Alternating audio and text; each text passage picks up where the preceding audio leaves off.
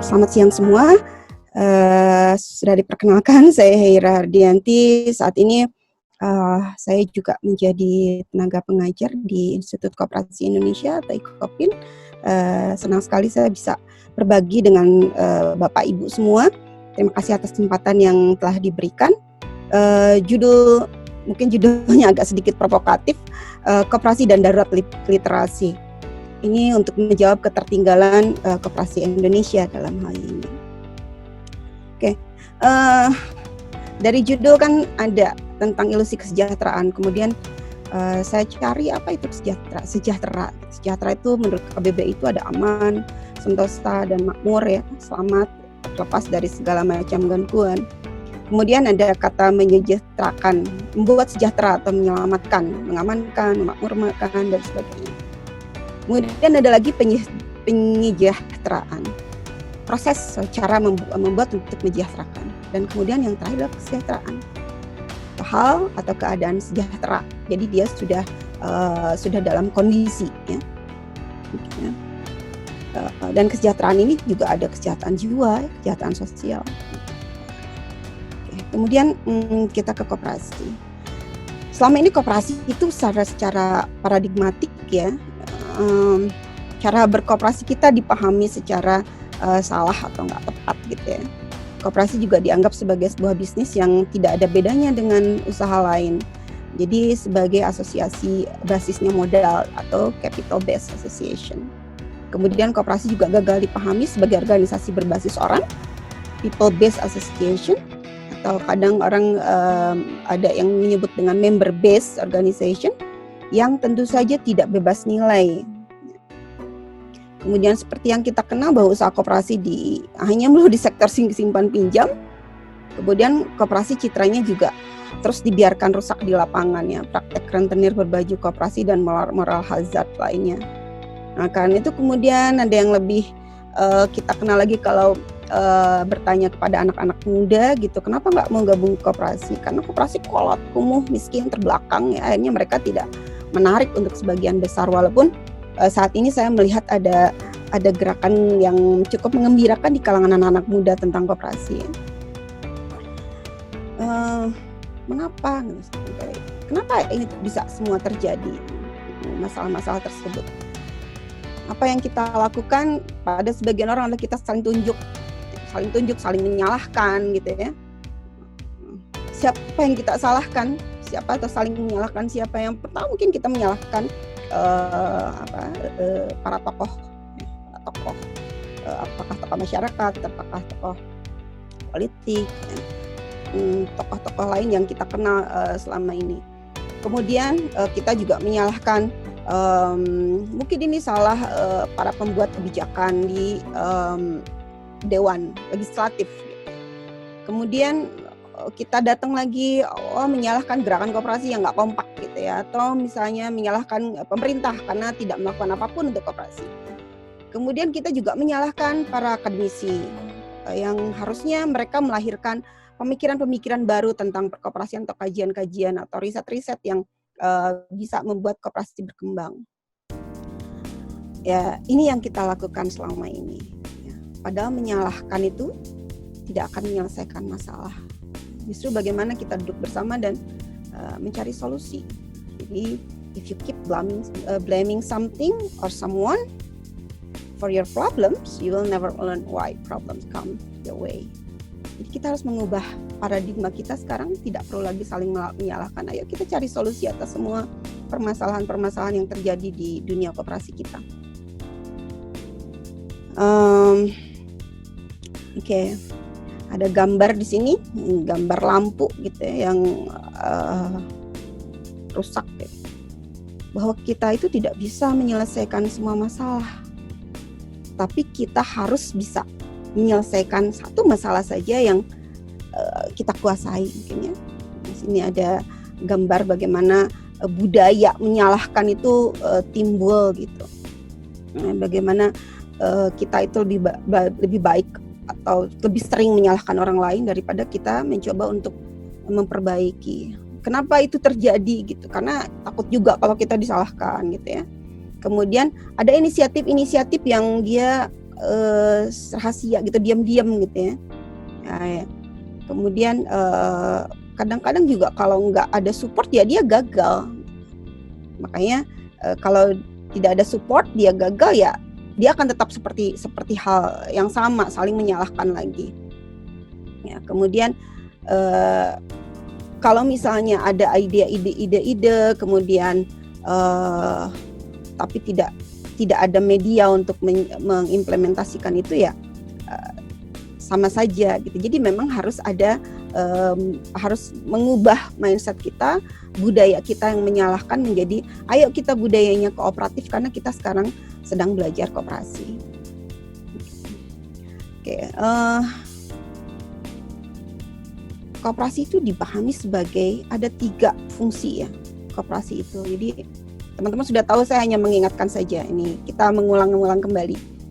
Ada sebagai lembaga ekonomi. Karena sebagai lembaga ekonomi tentu saja dia harus ada kegiatan usaha yang berkaitan dengan kepentingan anggotanya, memberikan manfaat sebesar-besarnya bagi anggota, ya. Kemudian dikelola secara layak dan efisien sesuai kaidah ekonomi. Jadi nggak mungkin ada koperasi rugi kalau misalnya dia dikelola secara efisien ya dan sesuai dengan kebutuhan anggotanya. Kemudian tentu saja mempunyai aturan main yang jelas untuk mendukung keberhasilan usaha. Jadi mungkin bisa inside, bisa di dalam koperasi sendiri mereka punya aturan main atau juga lingkungan sekitarnya.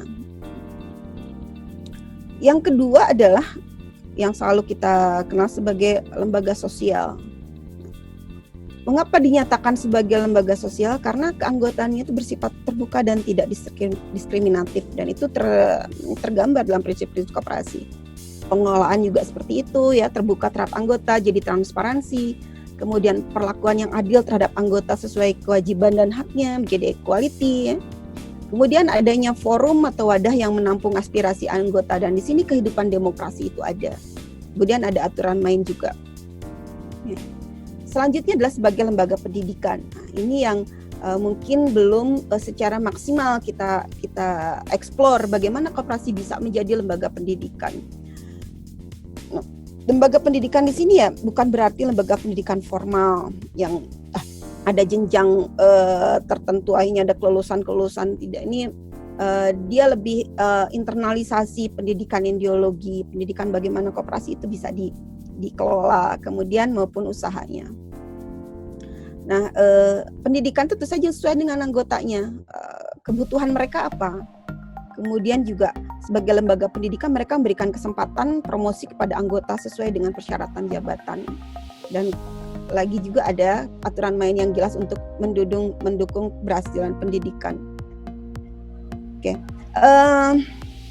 Ada shifting paradigma ya, mindset untuk transformasi organisasi dari yang awalnya profit ya kepada tujuan. Jadi mendirikan satu perusahaan atau badan usaha atau organisasi, dia tidak lagi melulu pada profit tapi kepada tujuannya.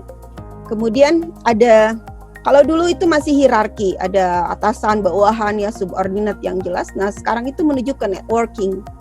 Dan kita banyak sekali terbukti ada kegiatan di satu organisasi tidak lagi hierarki tapi kita menjadi antar teman, antar rekan gitu ya. Bentuknya menjadi networking. Kemudian dari controlling, orang mengontrol, menjadi empowering, dan itu yang berlaku di koperasi. Kemudian yang biasanya planning dengan secara rigid gitu ya, akhirnya beralih ke experimentation. Dan kita bisa lihat bahwa adanya startup itu bagian dari eksperimen ya. Kemudian yang awalnya privacy itu menjadi ke transparansi, jadi akuntabilitas. Nah, itu sudah ada.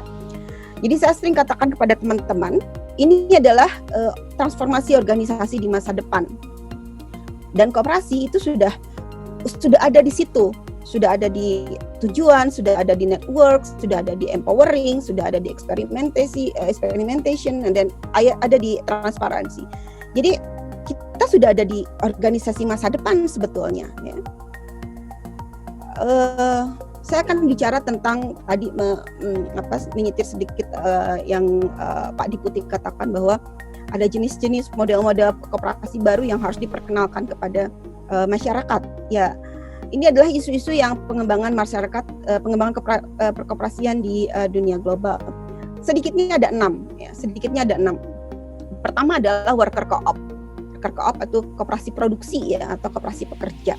Worker co-op ini menjadi satu hal yang sekarang sebagai way out bagi banyaknya perusahaan-perusahaan yang sudah mulai mereka lay off kerjanya ya, PHK di mana-mana gitu. Kemudian ada juga yang energi. Energi di sini adalah lebih ke renewable energy co-op. Di sini mulai banyak dari koperasi yang bergerak dalam bidang energi terbarukan ini, seperti misalnya koperasi yang bergerak dalam bidang penyediaan solar panel gitu ya. Ada lagi yang disebut dengan housing co-op. Nah, housing co-op ini juga sedang in di luar karena banyak sekali homeless ya. Banyak sekali orang-orang yang tidak punya rumah. Mereka punya keterbatasan itu. Dan social co-op. Social co-op ini apa sih? Ya salah satunya sekarang banyak sekali perusahaan-perusahaan yang mereka social enterprise gitu. Tapi sebetulnya social co-op ini dia sudah ada dan berkembang di negara-negara lain dan yang sekarang sedang in ya, yang sekarang sedang tren gitu ya, bukan tren tapi ini sebagai jawaban dari permasalahan-permasalahan yang ada di platform digital ya, platform digital ekonomi itu dengan adanya platform co-op. Perlu teman-teman ketahui, Bapak Ibu semuanya yang hadir di webinar ini, bulan Juni Juli ini Mondragon University, Mondragon Team Academy dengan New School New York, mereka mengadakan satu kursus global, itu sekitar 400 lebih lah pesertanya dari seluruh dunia. Kita bicara soal platform co-op. Kenapa ini jadi penting? Karena adanya gigs ekonomi. Tentu saja kita sudah dengar ini ya berkali-kali bahwa banyaknya ekonomi yang berbasiskan platform, kemudian kita dikenal dengan sharing ekonomi gitu ya. Pada kenyataannya dia adalah absorbing ekonomi, dia menyerap semua sumber daya dari bawah, kemudian yang akhirnya merugikan lingkaran para mitranya atau para pekerjanya. Nah, koperasi pada hakikatnya adalah sebuah gerakan perlawanan di awal-awal, dari awal berdirinya hingga hari ini. Jadi kalau misalnya sekarang timbul platform co-op, ya itu adalah platform, itu adalah sebuah jenis atau sebuah bentuk perlawanan yang diberikan oleh kawan-kawan gerakan koperasi. Sampai akhirnya mereka mau melakukan kursus ini, mereka katakan sebagai kursus darurat ya karena pandemi, untuk menjawab semua permasalahan-permasalahan yang menyangkut dengan digital ekonomi. Yang terakhir ini adalah tentang community wealth building. Jadi tahun 2018 tiba-tiba saya maksudnya saya terdampar di sebuah kursus yang disebut dengan Towards Cooperative Commonwealth. Nah di situ saya belajar di MOC ini. Dia kursus online yang diadakan oleh Synergia Institute, dan dari sini dari kursus ini, dari kursus 6 bulan ini, saya menemukan banyak hal terkait dengan community building through kooperatif ya. Maksudnya bagaimana koperasi ini bisa membentuk membangun kekayaan komunitas. Kenapa ini menjadi isu yang sangat penting gitu, apalagi sekarang di tengah pandemi. Jadi dari studi yang dilakukan oleh salah seorang namanya Kate Raworth, dia menyatakan satu teori yang disebut dengan donut ya, donut economy. Dan donut economics ini nanti mungkin teman-teman bisa cari ya. Dengan jelas mengatakan bahwa neoliberalisme itu mengakibatkan beberapa ada depresiasi, ada yang penting adalah kerusakan lingkungan. Nah, Dari situ makanya masalahnya menjadi ada masalah climate change, ya, perubahan iklim, ada migrasi, ya, ada yang penting ada inequality, jadi kesenjangan yang begitu besar di bahkan di masyarakat lokal.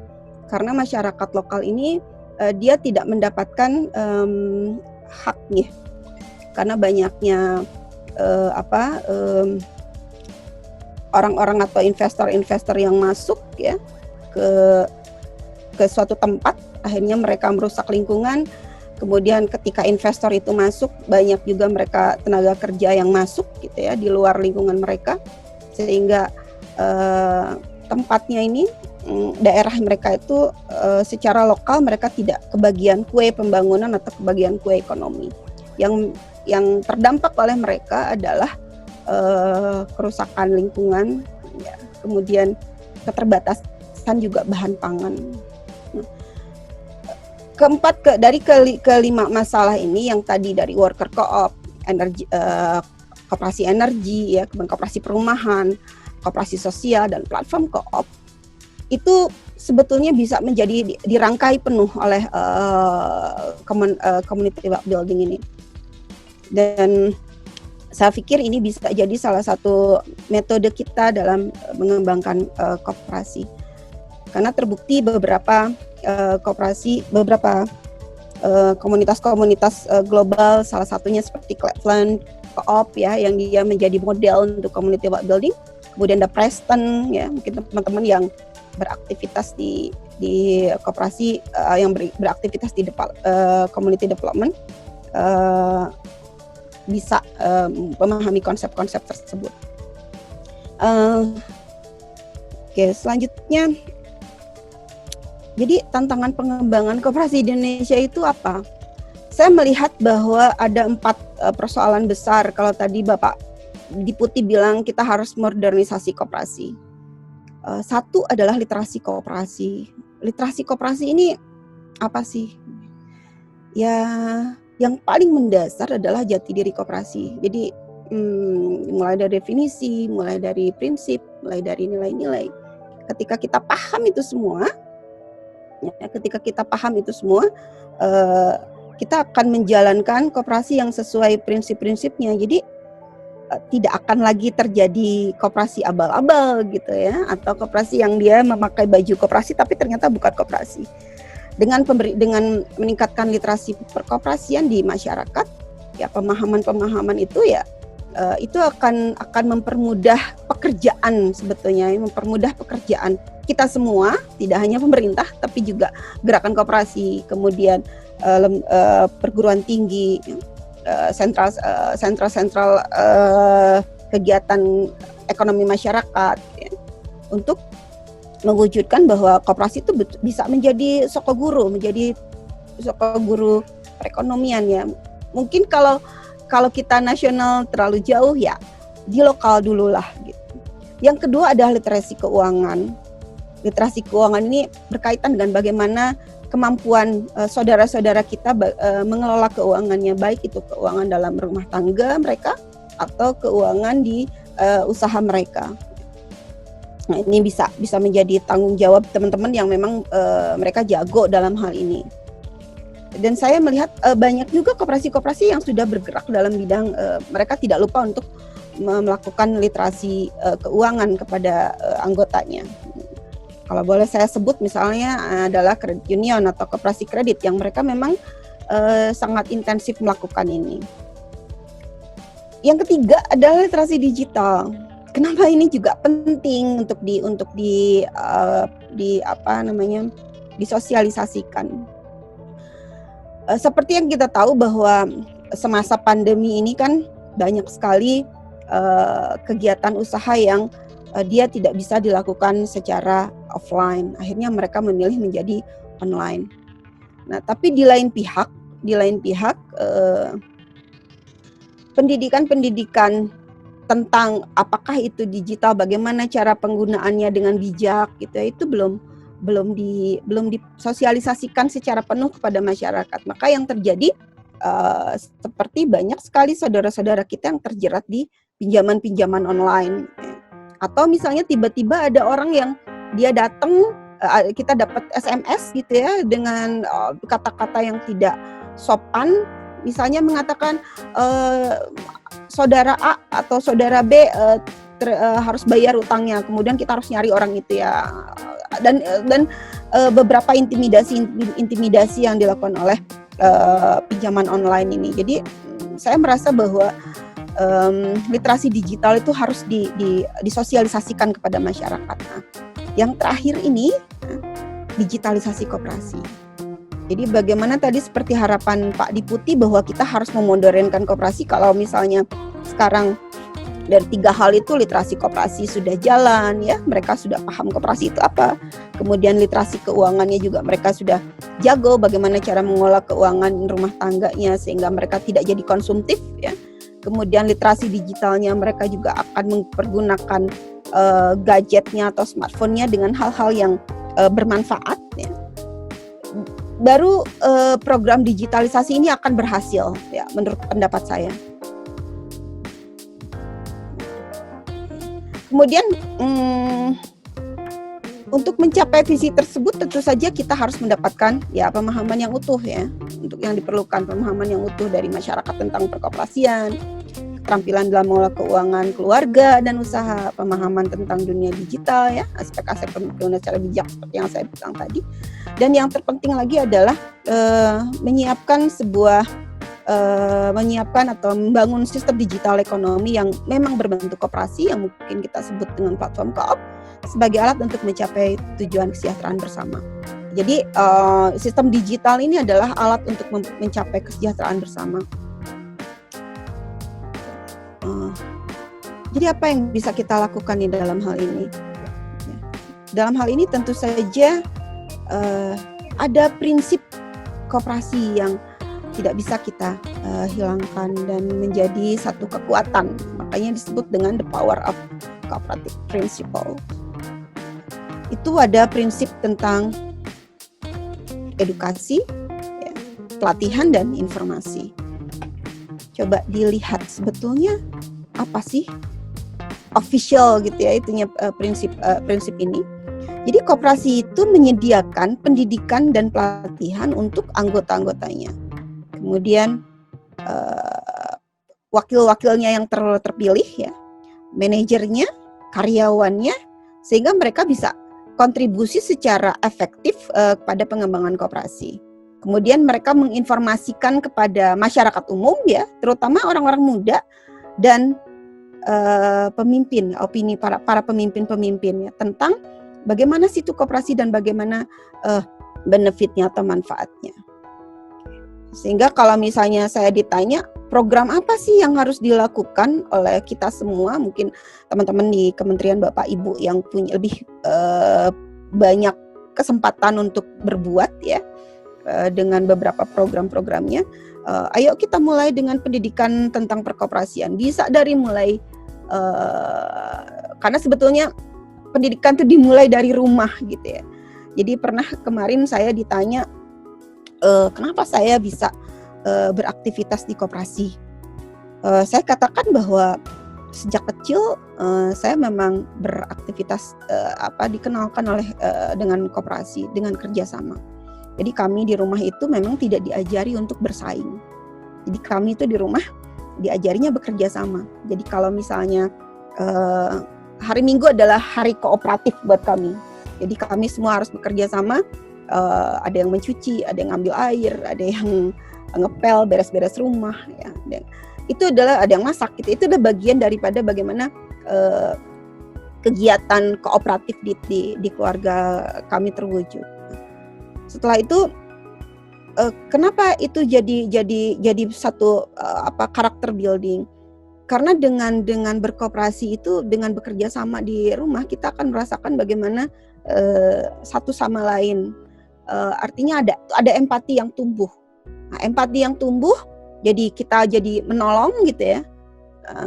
Timbullah satu kesukarelaan. Misalnya kalau saya hari ini nggak bisa, adik saya bisa gantikan. Tapi minggu depan saya yang harus mengambil pekerjaan itu. Misalnya kalau ayah saya ada ekstrakurikuler, misalnya pramuka, tapi adik saya enggak.